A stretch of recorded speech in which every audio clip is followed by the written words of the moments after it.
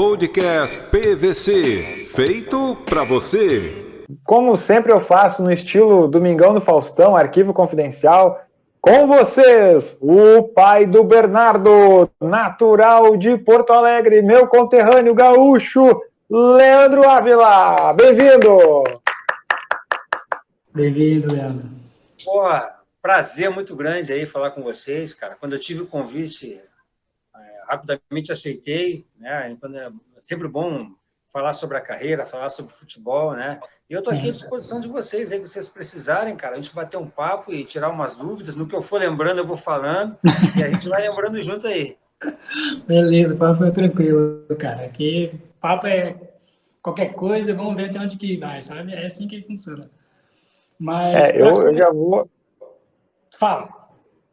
Eu já vou dar-lhe de primeira, assim, como que um gaúcho de Porto Alegre foi fazer uma carreira praticamente toda no Rio de Janeiro, né? Teve depois uma passagem no Internacional, mas todos te conhecem pelo Rio de Janeiro, né? Eu sei que foi bem cedo, né, essa tua ida de Porto Alegre para o Rio de Janeiro, né? Conta aí para quem ainda não sabe essa história. Então, eu jogava num time aí chamado Dom Bosco, é uma escolinha de futebol Dom Bosco, na verdade, né? A gente era uma equipe que tinha um treinador chamado Cláudio D'Ambrossi, e ele lapidava o jogador para levar para o eixo Rio-São Paulo. A ideia dele era essa, né? E aqueles que não fossem jogador, obviamente, terem, né, uma boa infância, ensinar a educar, né? Tem muitos ali que não viraram jogadores, mas que hoje em dia são grandes profissionais em outras profissões. E aí, quando chegou na nossa época, que o pessoal que era de juvenil, a gente se preparou para vir para o Rio de Janeiro, que ele queria fazer uns amistosos aqui no Rio contra os 4 grandes, né? Uhum. E eu vim nessa leva junto. Viemos aqui para jogar contra os 4 grandes, perdemos só para o Flamengo, o time foi bem, jogamos bem, como na época vinha trocado por bola e material esportivo, isso era muito comum na época, né? Foi com 16 para 17 anos, mais ou menos. E aí eu e mais alguns fomos convidados por vários times para fazer teste, que se interessaram na gente, viram os jogos, gostaram e se interessaram para fazer o teste. E aí eu fiquei na dúvida, né? Porque os 4 grandes aqui me convidaram, né, para fazer o teste. E aí eu não sabia para onde ir. Eu falei, poxa, para onde que eu vou agora? Aí eu fui para a eliminatória, que o primeiro clube que eu fui foi o Botafogo. Eu lembro que eu vi a concentração de Marechal Hermes na época, era muito ruim mesmo. Não, na época todo mundo tinha uma concentração muito, muito precária mesmo, principalmente categoria de base, não tinha investimento nem perto do que tem hoje. E aí eu falei, pô, Botafogo eu vou segurar, não vou. Aí o Flamengo eu já sabia que era uma estrutura um pouco melhor, mas tinha já aquele time, não sei se vocês vão lembrar, naquela época era Paulo Nunes, Djalminha, Marcelo Carioca, Nélio, Júnior Baiano. O time deles era uma máquina, era uma panela, né? Uhum. E era um baita do time, jogadores de seleção brasileira. Aí eu falei, não, eu também não vou segurar o Flamengo. Aí ficou entre Vasco e Fluminense. Aí alguns amigos meus, vamos fazer o teste no Vasco, então, tal. Eu acabei indo para o Vasco junto com eles, né? E lá a gente fez o teste, em um mês e pouco a gente estava aprovado, e aí a gente acabou ficando. Voltei para o Sul, peguei minhas coisas de vez e vim para o Rio de Janeiro, né? E a gente sabe que no Rio Grande do Sul são 2 times grandes só, né? Aqui no Rio eu teria 4 times, de repente, para poder, né? Se não desse num, ia no outro, né? E naquela época não subia jogadores igual sobe hoje em dia, não. O jogador com 17 anos está subindo. Na época subia estourando o último ano de júnior, né? A não ser, salvo algumas exceções, tipo o Assis, irmão do Ronaldo, subiu antes, né? Que era um craque e tal. Mas aí foi isso. Acabamos passando no teste e acabei ficando aqui no Rio e deu certo. Cara, você jogou nos 4 grandes do Rio de Janeiro, cara. Joguei nos 4. Fala. Não, pode meter bala. Não, e assim, não foi uma coisa que eu programei jogar nos 4, sabe? Foi uma coisa que foi acontecendo, cara. Uhum. Pô, eu tava no Vasco, né? Aí, pô, tive a oportunidade de ser tricampeão estadual logo no início. E aí eu tive uma briga com o Eurico aqui, aí eu saí emprestado para o Botafogo, depois do Botafogo acabei indo para o Palmeiras, o Fluminense me chamou, o Fluminense o Flamengo já pegou, então assim, foi uma, Sim, sabe, foi foi uns anos. uma coisa, eu sempre procurei ser bastante profissional e os clubes gostavam de mim e eu, graças a Deus, acabei dando uma rodada aí que era bom também. Você ficar só num clube na época não era muito bom, porque você rodando, você ganhava uma luvas aqui, ganhava uma luvas ali, né? O salário a E, gente não podia nem comparar, eu acho que é que, 10%, uhum. 20% até hoje, né? Caracas. E você jogava no Vasco quando ele era respeitado ainda, né, cara? Agora, você que viu o Vasco agora nessa situação, cara, o que você pensa? Você fala, cara, eu ganhei, não sei quantos títulos você ganhou, mas acho que foi mais de 9, sei lá, 8, 10. Agora você vê o Vasco nessa situação, cara, o que você pensa? Você que já ganhou tudo com o Vasco e agora você vê o Vasco nesse nível que tá agora. Pô, é triste, né, cara? É triste, porque o Vasco já vem aí tendo dificuldades, principalmente no Campeonato Brasileiro, há vários anos, né? Não só o Uhum. Vasco, alguns outros times também, cara. É, O Botafogo da mesma forma, mas assim, o Vasco sempre foi time de revelar grandes jogadores e de uns anos para cá não tem revelado praticamente ninguém. Né? Revela, eu digo a nível de craque, eu acho que o último craque realmente que o Vasco revelou foi o Felipe Coutinho. pois Depois é. de lá, revelou alguns bons jogadores, mas Sim. nada assim de grande porte. Né? Então, a gente torce para que esses clubes, principalmente o Vasco, possam se reerguer, se reestruturar. Politicamente ali dentro é meio complicado, porque meia dúzia de benemérito pensa de uma maneira, meia dúzia de conselheiro pensa de outra, a diretoria pensa de outra, e quando isso acontece, Olha o time. politicamente não dá certo, reflete dentro de campo, entendeu? Acho que é hora de todo mundo se unir e ver o clube primeiro, para depois ver a pessoa física de cada um, e Uhum. se reestruturar, voltar a fazer uma captação de jogadores. É importante você fazer a peneira, você ter pessoas que tenham capacidade de ver isso em cada atleta, de assimilar, pô, aquele ali é bom, aquele eu vou trazer para o Vasco, e pessoas que tenham ligação com o Vasco, sabe? Uhum. Isso é importante porque você faz a captação, lá na frente você vai ter frutos numa possível venda. Sim.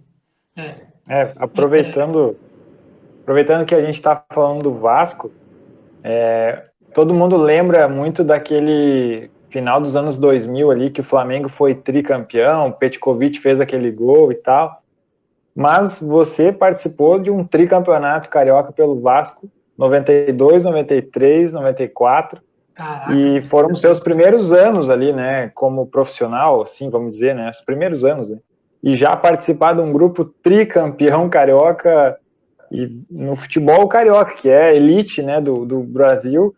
Como que foi você jovem, conquistando tantos títulos, lidando com tantos jogadores experientes, né? Ali deve ter te ensinado muito, né? Ah, com certeza. Eu tive o privilégio, Rafael, de ser tricampeão no Vasco e tricampeão estadual pelo Flamengo também, 99, 2000, 2001. só isso. Então, assim, Pouca cara, coisa. não, cara, graças a Deus, assim, não teve algum registro de um jogador que foi tricampeão por 2 times do Rio grande, sabe? Então, assim, Caracas. eu guardo com muito carinho, né, comigo, mas naquela época, realmente, ter começado com o pé direito é importante. O único título da Copa São Paulo que o Vasco tem foi na nossa geração, né, que a gente ganhou, então isso foi importante para me dar uma certa experiência para eu poder subir ao profissional. Era meu último ano de júnior, e mesmo assim, para subir foi muito difícil, porque tinha jogadores, que não é da época de vocês, mas tinha Giovani, tinha Bismarck, tinha William, nossa, tinha jogadores Esse é Roberto na frente, difícil. jogadores de nível de seleção, tá? Todos nível de Sim. seleção, Uhum. convocados, inclusive, para a seleção. Como é que a gente ia subir? Mesmo sendo campeão da Taça São Paulo. Então, muitos de nós fomos emprestados para o Americano de Campos, um time aqui do interior. E lá realmente foi difícil, porque a gente é acostumado com uma equipe grande, de repente você está na expectativa de subir e você ser mandado para ganhar uma experiência num time pequeno, é complicado. Então, eu tive diversas dificuldades lá, não gostei, voltei para São Januário, larguei tudo lá. Na época, o Eurico até brigou comigo, falou, pô, garoto, o que você está fazendo aí? Eu falei que não queria, né? Não quero ficar lá, eu sei que eu estou errado, mas você pode me emprestar para o time, você pode me vender, mas eu não quero ficar lá. Então, assim, foi uma coisa errada que eu fiz, que acabou dando certo, mas que estava dentro do meu coração e que eu tinha que fazer, porque se eu tivesse ficado lá, talvez eu tivesse rodado ali os times menores, né? E aí é mais complicado. Acabei voltando para o Vasco e tive a oportunidade de ser observado pelo treinador principal, mesmo treinando no time reserva. Quando deu a oportunidade, eu passei o time titular e conquistei logo o tricampeonato. Sendo que o primeiro campeonato eu fui considerado a revelação do campeonato, eu era garoto ainda. Então, para mim, também já foi um bônus, né? E no Vasco mesmo, em 94, no final de 94, eu tive a primeira convocação para a seleção com o Zagallo. Então, foi muito bacana para mim começar já assim a minha carreira. Agora é legal, Yesh, a gente lembrar da Copa São Paulo de 92, que o Leandro foi campeão aí, porque na final, Yesh, o clube que o Vasco venceu, Yesh, tá aí, ó. Tá aí, Yesh, tá aí o clube, ó. O São Paulo sempre fez grandes apresentações na Copinha, né, cara? Sim, sempre. A gente sabia que era um sempre. jogo difícil, a gente sabia que era um jogo difícil, mas acabou indo para os pênaltis. E aí nos pênaltis é complicado, né? É complicado, cara. Cara, e você pegou São Paulo naquela época, o São Paulo estava arrebentando, cara. Em 92, São Paulo estava com tudo. Eu vou te contar uma coisa que eu não sei se você sabe. Em 92, a gente ganhou o São Paulo em São Januário de 3-0, 3-1, se não me engano. Tá? O nosso ataque era Romário, Edmundo e Bebeto. Porra, cara. Era um baita aí não tem como, pô. Era um baita de um ataque. E aí, eu lembro que se a gente ganhasse o São Paulo com o Raí, com o Palinho, com o Cafu, nossa, o time do São Paulo. Você jogou com o Palinha? Jogou com o Palinha, não jogou? Joguei contra. Contra, né? E aí, eu lembro que se o Vasco ganhasse o São Paulo, o Vasco classificava, entrava o Flamengo em oitavo no Brasileiro. Antigamente não era ponto direto, entrava os 8 melhores, né? Sim. E o Flamengo entraria em oitavo. Aí a torcida do Vasco na arquibancada, para o Flamengo não entrar, começou a gritar para a gente entregar o jogo. Se o São Paulo ganhasse, entrava outro time, entendeu? Não entrava o Flamengo. E vocês foda-se, vão ganhar essa porra. Não, tem que ganhar, então, cara. A gente é profissional, tinha que ganhar. A gente já estava classificado já. O Vasco já estava classificado. Se fosse pontos corridos em 92, o Vasco tinha ganho, cara. Caralho. Por pontos corridos a gente estava ganhando todo mundo. Aí depois a gente perdeu, acabamos perdendo para o Flamengo, a gente tomou 2 gols, absurdo, cara, absurdo. Mas você acha que melhorou fazer pontos corridos assim, ou você acha que era melhor esse torneio mata-mata? Não, eu acho que pontos corridos, cara... Assim, mais justo? Talvez é mais justo. Talvez não seja tão emocionante contra o mata-mata, mas eu acho que é mais justo, cara, que realmente vence o melhor, entendeu? Sim, quem faz mais pontos, quem ganha mais fora de casa, dentro, né? É verdade. E outra coisa que eu queria falar para você, uma dúvida. Aquele campeonato que você ganhou do Troféu Cidade de Barcelona, vocês foram lá para a Espanha, não foram? Foi. E como que foi para vocês sair lá do Cariocão lá e jogar aqui na Espanha do lado aqui, cara? Foi doido ou vocês tremeram, sei lá, como que foi? Não, então, cara, naquela época tinha um espaço entre o final do Campeonato Carioca e o começo do Brasileiro. Então, tinha ali 1 mês e meio, 2 meses, cara, para as equipes se prepararem, entendeu? Muitos faziam bye-bye Brasil, até para a Europa, os times faziam para catar níquel, né? Para catar dinheiro. Eles iam jogar torneio lá fora, recebiam em dólar, né? Então, poxa, o clube enchia um pouco o caixa e a gente aproveitava para preparar o time.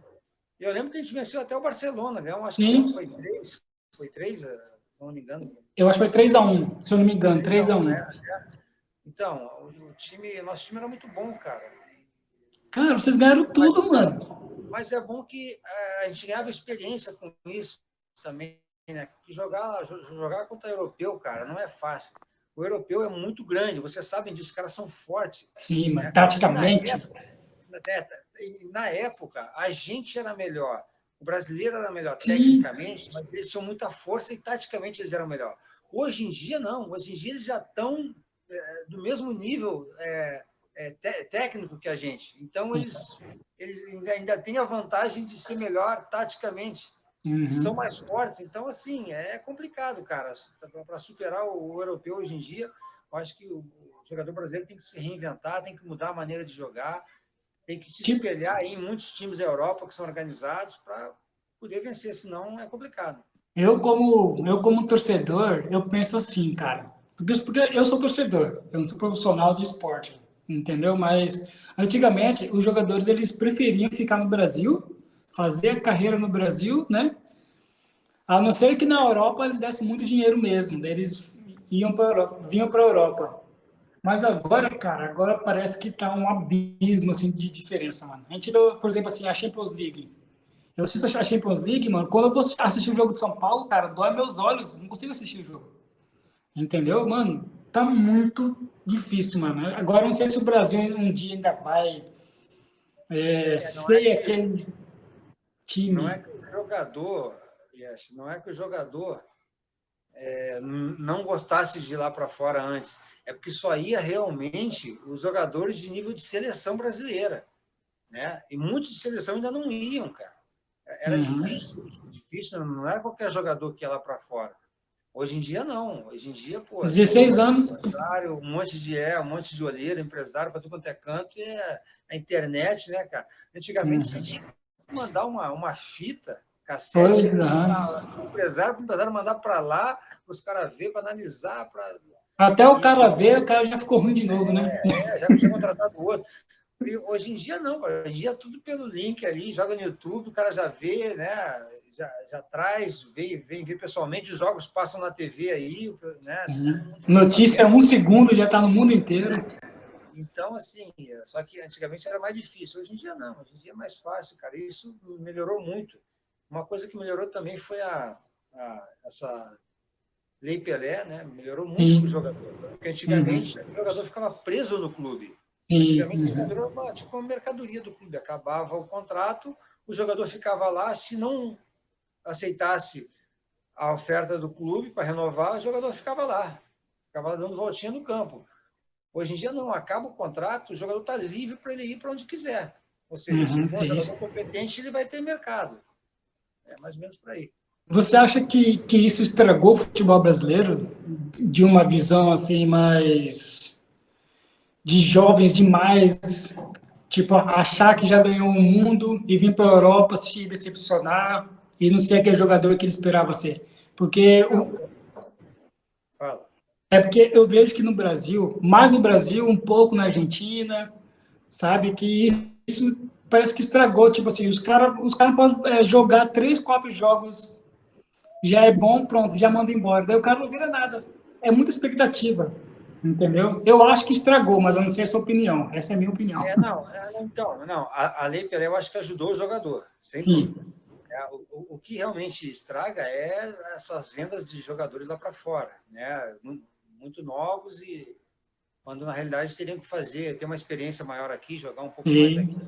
Só que isso é aquilo que a gente falou, acho que é falta de planejamento. Se o clube faz um planejamento legal, faz uma captação de jogadores boas, ele vai ter no final do ano ali 2 ou 3 jogadores que ele pode, de repente, vende um e aproveita 2, porque é inevitável aqui no Brasil ainda, tem que ser vendido um jogador por ano para o clube dar uma respirada, para conseguir pagar os atrasados, porque ficou para trás na justiça. Isso vai durar ainda alguns anos. E, infelizmente, ainda temos que vender jogadores. Mas se fizer uma boa captação aí, pô, você pode escolher, vou vender um hoje, posso vender o outro daqui a 2 anos. Tal, mas, infelizmente, cara, se não fizer essa captação, fica difícil, cara. Aí vai ter que aparecer um, já vende logo para salvar a lavoura. Então, o pensamento está errado. Tem que modificar para poder melhorar. Isso é verdade. É porque eu vejo muito aqui na Europa, você também deve ver isso, com certeza, você sabe mais do que eu sobre isso, que aqui na Europa, por exemplo, assim, os times espanhóis, ingleses, franceses, ele já pega a molecada já com 7 anos, já naturaliza eles espanhóis ou qualquer outra nacionalidade e vai treinando o guri desde cedo, entendeu? É muito difícil eles pegar e criar e já vender, né? Ele já pega da base mesmo, né? O Brasil, eu acho que eu vejo São Paulo fazer muito isso, o Flamengo, já da base, criar ele e vender só depois, tá ligado? Essa é a diferença que eu vejo aqui na Europa, entendeu? Não, eu também acho, eu também acho. O Santos, de vez em quando, vende jogadores bons também, faz um trabalho bom de base. O Fluminense tem feito também. Então, e é aquilo que eu te falei, aí os clubes são muito mais organizados, não tem as dívidas que tem igual aos clubes brasileiros.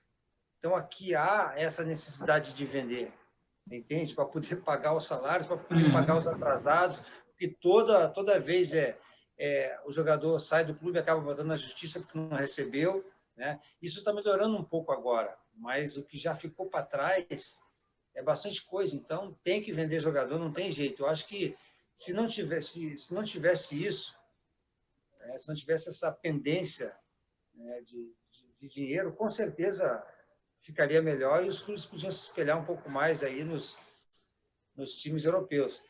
Então, a diferença para mim é essa: os clubes europeus não precisam tanto de dinheiro igual precisam os times brasileiros. Uhum. O Brasil é foda, né, mano? Um cara que não teve a chance, né, de vir jogar na Europa e que tu acompanhou ali, e que eu tenho muita curiosidade de saber como que ele era como pessoa, porque eu vejo lances dele, mas não é da minha época, né?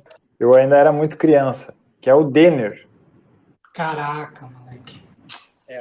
Não, então, o Denner foi um baita jogador aí, uma mistura aí de Neymar com Robinho que eu falo na época Do boa do Santos. Robinho. O cara que jogava para frente, ia para dentro todas, sempre com velocidade. E infelizmente aconteceu aquela fatalidade, mas eu não tenho dúvida que ia ser um baita de um jogador, cara. Você acha mesmo que ele ia virar um Ronaldinho Gaúcho, assim? Ia um Neymar da vida? Eu acho que ele ia ser um Neymar Ou até melhorado. mais? Eu acho que sim. Eu acho que ele ia ser um Neymar melhorado, cara. E Caraca, aí, mano. porque assim, ele era mais objetivo, entendeu? O Neymar ainda teve aquele negócio no início de caicai e tal, agora parece que deu uma melhorada. Mas, bom, infelizmente aconteceu isso, mas eu tive o prazer de jogar com ele, foi um baita jogador realmente. Cara, você teve o prazer de jogar com o Denner, cara. E parece que hoje em dia tá todo mundo lembrando do Denner, cara. Sempre que eu vejo alguma coisa, tem alguém falando, o Denner. Você fala do Erling Haaland hoje, do Mbappé, mas vocês não viram o Denner, tá ligado? Cara, é foda, né, mano? Não, porque todo mundo sabia que ele ia vingar. Todo mundo sabia que ele, quer dizer, já tinha vingado. Pelos gols que ele fez, já estava. Pô, até o Maradona elogiou ele, cara. Quando Pois é. o Vasco fez um amistoso contra o Maradona, contra o New Old Boys, o New Old Maradona tinha Boys. voltado da Europa. Pô, ele acabou com o jogo lá, cara, na Argentina. Caralho. A gente fica nessa ilusão de ficar pensando, né? Como que seria esse cara, né? É triste ficar pensando nisso, né? Não, mas não, tinha muitos. Pode ter certeza, tinha muitos jogadores bons assim nos times, cara. Você tinha 5, 6 craques em cada time, no mínimo, no mínimo. E hoje, infelizmente, está um pouco mais difícil. Eu acho que também uma coisa que dificulta, antigamente a gente fazia contrato de 1 ano, entendeu? 1 ano ou 6 meses. E aí, cara, você tinha que dar o máximo nesse 1 ano para você renovar de novo, senão você não renovava, pô, sabe? Ficava largado, né? Hoje em dia faz contrato de 5 anos, ganhando 1 milhão por mês, 500 mil por mês, e aí? Porra. Vai deixar para correr no último ano, quando tiver que renovar. Parece que o cara não são todos jogadores, alguns, me parece que é isso, porque o cara se acomoda, cara. O cara se acomoda e, pô, então assim, é difícil. É difícil. Eu não gosto muito desse negócio de 5 anos de contrato, mas eu acho que acomoda muito o jogador. E aí eu acabei ficando um ano lá e saí. E aí eu parei, eu falei, realmente, pô, eu cheguei a fazer o curso da CBF aqui, mas eu parei, eu falei, não, eu vou dar uma sossegada, apareceram outras oportunidades também, aí eu larguei. Sim, entendi. E hoje, o que você pretende fazer hoje, o Ávila? O famoso Ávila. O que pretende fazer para frente? Hoje eu trabalho lá na Alers, aqui no Rio de Janeiro, sou assessor do deputado Bebeto, né? Ex-jogador, Bebeto, Uhum. ele é deputado estadual, eu sou assessor dele. Cara, que legal, olha.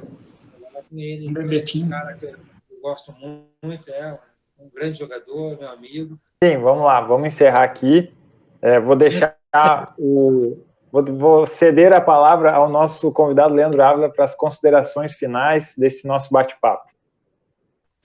Eu queria agradecer aí ao IES, a você, Rafael, pelo convite. Para mim foi um prazer aí bater esse papo, né? Deu para relembrar bastante coisa bacana do passado, né?